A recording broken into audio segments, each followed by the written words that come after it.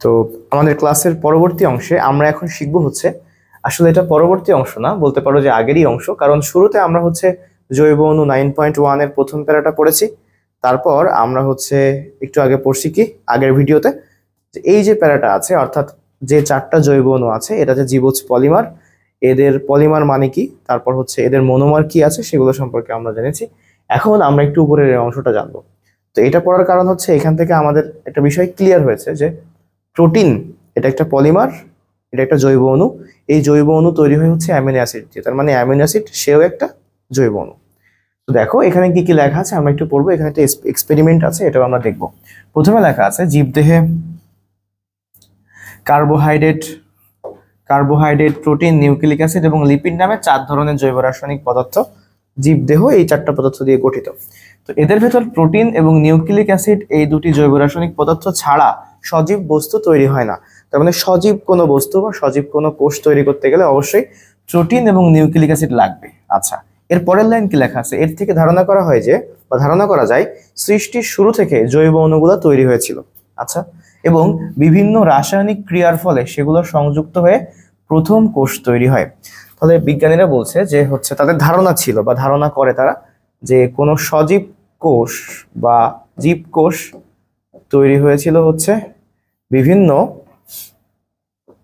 জৈব অণু থেকে, মানে জৈব অণুগুলোর সমন্বয়ে বা জৈব অণুগুলা বিভিন্ন রাসায়নিক বিক্রিয়ার মাধ্যমে সজীব কোষে রূপান্তরিত হয়, তারা এটা বলার চেষ্টা করে। আচ্ছা, এরপর দেখো বিজ্ঞানীরা ধারণা করেন যে বজ্রপাত অথবা ঘন ঘন বৈদ্যুতিক ঝড় এবং শক্তিশালী সৌর বিকিরণ ইত্যাদি কোনো কোনো রাসায়নিক বিক্রিয়াকে ত্বরান্বিত করে, যার ফলে আদি পৃথিবীতে অজৈব অণু থেকে জৈব অণুগুলা তৈরি হয়েছিল। তারা ভাবছে যে এমন হতে পারে যে অজৈব অণু থেকে জৈব অণু তৈরি হয়েছিল আদি পৃথিবীতে। কিভাবে? বিভিন্ন রকম, দেখো লেখা আছে যে বজ্রপাতের কারণে হতে পারে, মানে এই যে অজৈব থেকে জৈব অণু তৈরি হবে, এটা রাসায়নিক বিক্রিয়া। এই রাসায়নিক বিক্রিয়াকে ত্বরান্বিত করেছিল কে? বজ্রপাত। আমি তো বজ্র বানান, বজ্রপাত। আচ্ছা, তারপর ঘন ঘন বৈদ্যুতিক ঝড়, তারপর আর কিসের কথা বলা আছে? সৌর বিকিরণ। তারা চিন্তা করেছিল আদি পৃথিবীতে যখন পৃথিবীর শুরুর দিকে, তখন অজৈব অণু থেকে জৈব অণু তৈরি হয়, এবং এই বিক্রিয়াতে কারা কারা হেল্প করে? এই যে বজ্রপাত, বৈদ্যুতিক ঝড়, সৌর বিকিরণ, তাদের কারণেই অজৈব থেকে জৈব অণু তৈরি হয়েছিল, এরকম একটা ধারণা তারা করে। এবং এই ধারণাকে প্রমাণ করার জন্য বিজ্ঞানী, এখন নাম লেখা আছে, স্টাইনলি মিলার এবং হ্যারল্ড উরে, তারা পরীক্ষাগারে একটা আদি পৃথিবীর কৃত্রিম রূপ তৈরি করে। এই ছবিটা আছে উপরে, দেখো 9.1 ছবিতে এরকম একটা কৃত্রিম রূপ তৈরি করে। এটা হচ্ছে আদি পৃথিবীর কৃত্রিম রূপ। এখানে একটি আবদ্ধ সিস্টেমে প্রাচীন পৃথিবীতে যেসব উপাদান ছিল সেই উপাদানগুলোকে তারা নেয়, যেমন পানি, মিথেন, অ্যামোনিয়া এবং হাইড্রোজেন, এবং এদের মিশ্রণকে ক্রমাগত পরিচলন করে, মানে একসাথে মিশায় সবকিছুকে।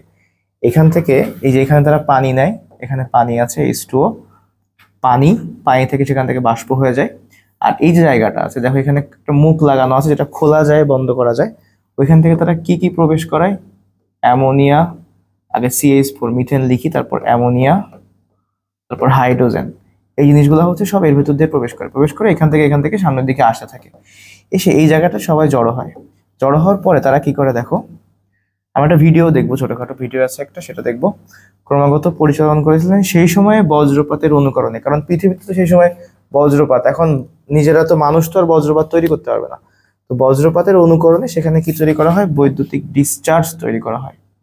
বৈদ্যুতিক ডিসচার্জ মানে ইলেকট্রিক্যাল ডিসচার্জ তৈরি করা হয়। তারপর 1 সপ্তাহ পর সেখানে তারা অ্যামিনো অ্যাসিড নামক জৈব অণুকে সংশ্লেষিত হতে দেখে। সংশ্লেষিত হওয়া মানে হচ্ছে তৈরি হতে দেখে। এখান থেকে তারা প্রমাণ করেন প্রাকৃতিক পরিবেশে অজৈব অণু থেকে জৈব অণু তৈরি হওয়া সম্ভব। তো এই লাইন যেগুলো আমরা পড়লাম, এগুলো যদি আমরা একটু প্রেজেন্টেশন করি তাহলে কেমন হবে? ধরো বিজ্ঞানীরা চিন্তা করেছিল যে হচ্ছে অজৈব অণু থেকে তারা জৈব অণু তৈরি করবে। তারা কোন কোন অজৈব অণু নেয়? হ্যাঁ, অজৈব অণু নেয় হচ্ছে পানি, তারপর হচ্ছে মিথেন, মানে আদি পৃথিবীতে যেগুলো ছিল, অ্যামোনিয়া এবং হাইড্রোজেন। তো এই অজৈব অণুগুলা নিয়ে তারা হচ্ছে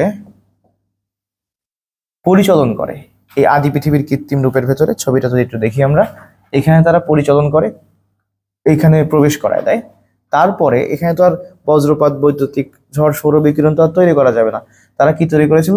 বৈদ্যুতিক ডিসচার্জ, বা বলতে পারো যে ইলেকট্রিক্যাল ডিসচার্জ। এখন তোমাদের বইয়ে এই ছবিতে লেখা আছে বৈদ্যুতিক স্ফুলিঙ্গ। ওই স্ফুলিঙ্গ মানে হচ্ছে ডিসচার্জ, মানে কারেন্ট ওর ভেতর দিয়ে ইলেকট্রিক্যাল বা কারেন্ট প্রবাহিত হবে। হ্যাঁ, এটা। এখন এরা সবাই কি ছিল? এইখানে যারা নেওয়া হয়েছিল এরা সবাই ছিল হচ্ছে অজৈব অণু। তো তখন বিজ্ঞানীরা দেখে ইলেকট্রিক্যাল ডিসচার্জ দেওয়ার পর যে এক সপ্তাহ পর সেখানে অজৈব অণুগুলা মিলে ওখানে তৈরি করে হচ্ছে অ্যামিনো অ্যাসিড। কি তৈরি হয়? Amino acid. আগের ক্লাসে আমরা পড়ে ফেলছি যে অ্যামিনো অ্যাসিড হচ্ছে প্রোটিনের একক। তাহলে প্রোটিন যদি জৈব অণু হয়, অ্যামিনো অ্যাসিড নিজে একটা কি? জৈব অণু। তাহলে অ্যামিনো অ্যাসিড নামক জৈব অণু তারা সেখানে তৈরি হতে দেখে এক সপ্তাহ পর। তাহলে দেখো এই যে এক্সপেরিমেন্টটা করলো, কোন কোন বিজ্ঞানী করলো? এই এক্সপেরিমেন্টটা করলো হচ্ছে মিলার, স্টাইনলি মিলার এবং হ্যারল্ড উরে। তাহলে এই এক্সপেরিমেন্টটা কি করেছিল? অজৈব অণু থেকে জৈব অণু তৈরি করা হয়। তাহলে আমরা এই এক্সপেরিমেন্টের নাম কি দিব? বাংলায় লিখে দিই, তোমাদের বইয়ে যেভাবে লেখা আছে, মিলার উরে এক্সপেরিমেন্ট। এখন এই মিলার, এটা এই নামেই পরিচিত, মিলার উরে এক্সপেরিমেন্ট নামেই পরিচিত। মিলার উরে এক্সপেরিমেন্টটা কত সালে হয়? হ্যাঁ, 1953 সালে। মিলার উরে এক্সপেরিমেন্টটা 1953 সালে হয়। তারা কি করে? অজৈব অণু থেকে জৈব অণু তৈরি করে, আদি পৃথিবীর কৃত্রিম রূপ তৈরি করে।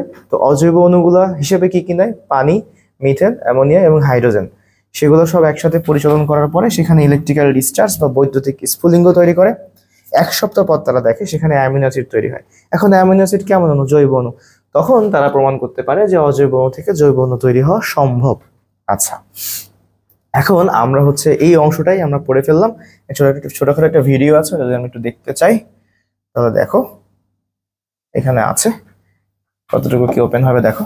ওকে, তো এখানে বড় ভিডিও থেকে ছোট একটা অংশ আমরা দেখবো। তো এটা হচ্ছে সেই আদি পৃথিবীর কৃত্রিম রূপ, একটা আবদ্ধ সিস্টেম, যেটা তোমাদের বইয়ে লেখা আছে, একটা আবদ্ধ সিস্টেম। এখানে প্রথমে পানি নেওয়া হবে, দেখো যে পানি দিয়ে পূর্ণ করা হয়েছে, এবং এখানে যদি আমরা এখন লাইটিং করি, অর্থাৎ যদি আমরা এখানে তাপ দিই তাহলে পানিগুলো বাষ্প হয়ে যাবে। আর এখানে আর কি কি দেওয়া হবে? এই যে চলে আসছে মিথেন, চলে আসছে হাইড্রোজেন এবং অ্যামোনিয়া, এগুলো থাকবে। এগুলো সব আমরা এর ভেতরে পরিচালন করবো, মানে দিয়ে দেওয়া হবে। দেওয়ার পরে ওরা সবাই উড়ে উড়ে কোথায় চলে আসবে? এরকম জায়গাতে চলে আসবে। আসার পরে ওদের মধ্যে কি হবে একটু দেখি আমরা, যে এক সপ্তাহ পরে ওরা অ্যামিনো অ্যাসিড হয়ে গেল। এখানে আমি ইলেকট্রিক্যাল ডিসচার্জ প্রয়োগ করব। দেখো এখানে একটু কি দেওয়া হবে? এই যে চলে আসছে আমাদের আদি পৃথিবীতে যে সৌর বিকিরণ, বৈদ্যুতিক ঝড় এগুলো হতো, এগুলোর অনুরূপে এখানে কি দেওয়া হলো? দেখো যে ইলেকট্রিক্যাল ডিসচার্জ দেওয়া হচ্ছে। তার ফলে কি হতে পারে? আমরা যদি জুম করি এখানে, তাহলে আমরা দেখতে পাবো কি, যে এই মলিকিউলগুলা বিভিন্নভাবে একে অপরের সাথে যুক্ত হচ্ছে, অ্যাটাচ করছে, এবং এক পর্যায়ে গিয়ে অ্যামিনো অ্যাসিড তৈরি করে ফেলবে। তো এখনই এখানে জুম করা হবে, দেখে ফেলবো আমরা। দেখো কালারও চেঞ্জ হয়ে গেছে। এই যে আমরা যদি এর ভেতরে ঢুকি, তাহলে এটা মনে করো মিথেন, অ্যামোনিয়া, দেখছো একে অপরের সাথে মারামারি করতেছে কাইন্ড অফ, যেহেতু তাপ দেওয়া হয়েছে। আর সবাই এখানে ধাক্কাধাক্কি করে একটা নতুন যৌগ, নতুন অণু তৈরি করে ফেলছে। সেই অণুটা হচ্ছে অ্যামিনো অ্যাসিড। ওকে, তাহলে এখানে আমাদের কাছে মোটামুটি এটুকু ক্লিয়ার হয়ে গেল যে অজৈব অণু থেকে পরীক্ষাগারে বা ল্যাবরেটরিতে জৈব অণু তৈরি করা হয়েছে, এবং তার এক্সপেরিমেন্টটা কাদের? মিলার এবং উরে। কত সালে করা হয়? 1953 সালে। তো এই অংশে এইটুকুই আসলে বলার চেষ্টা করা হয়েছে। তো আশা করি আমরা এইটুকু কমপ্লিটলি বুঝতে পারছি। ওকে, তো তোমাদেরকে একটা কোয়েশ্চেন করি, সেটা হচ্ছে বলো তো, যে অজৈব অণু থেকে যে মিলার উরে জৈব অণু তৈরি করে কতদিন সময় লাগে? কত সপ্তাহ পর বা কতদিন পর অ্যামিনো অ্যাসিড তৈরি হয়েছিল? কমেন্টে অ্যান্সারটা জানাও। ওকে, আল্লাহ হাফেজ।